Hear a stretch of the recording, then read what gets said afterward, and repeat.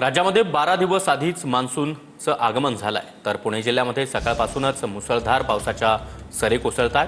अनेक ठिकाणी रस्त्यावर पाणी साचलंय, तर काही ठिकाणी गाडी ट्रॅक्टर देखील पाण्यात वाहून गेले।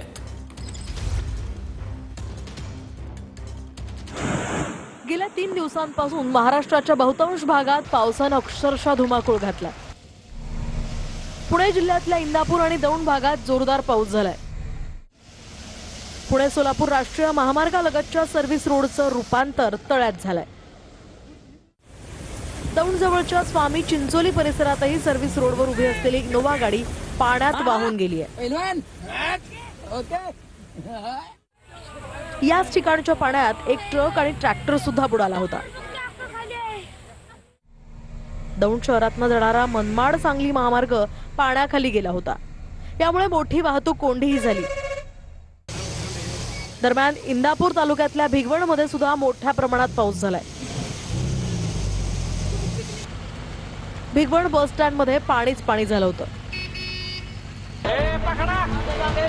तर सातारा जिल्ह्यातही पावसाचं अक्षरशः धुमशान सुरू आहे। कोळकी फलटण रस्त्यावरील ओढ्याला पूर आलाय। पुराच्या पाण्यातनं एक दुचाकी स्वार अगदी थोडक्यात बचावलाय।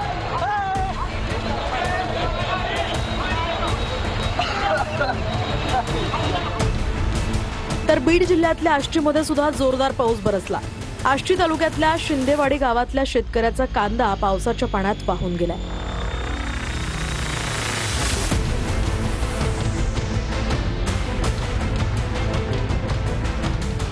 तर अहमदनगर जिल्ह्यातल्या श्रीगोंद्यात सुद्धा मुसळधार पाऊस झालाय।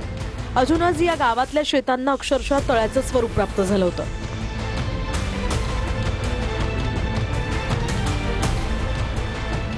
सोलापूर जिल्ह्यातल्या माळशिरस तालुक्यात दमदार पाऊस झालाय। तालुक्यातले ओढे नाले अक्षरशः ओसांडून वाहत आहेत। रेडे गावातल्या ओढ्यावरच्या बंधाऱ्यावरूनही पाणी वाहत आहे, तर वाहतुकीचा पूल सुद्धा पाण्याखाली गेलाय।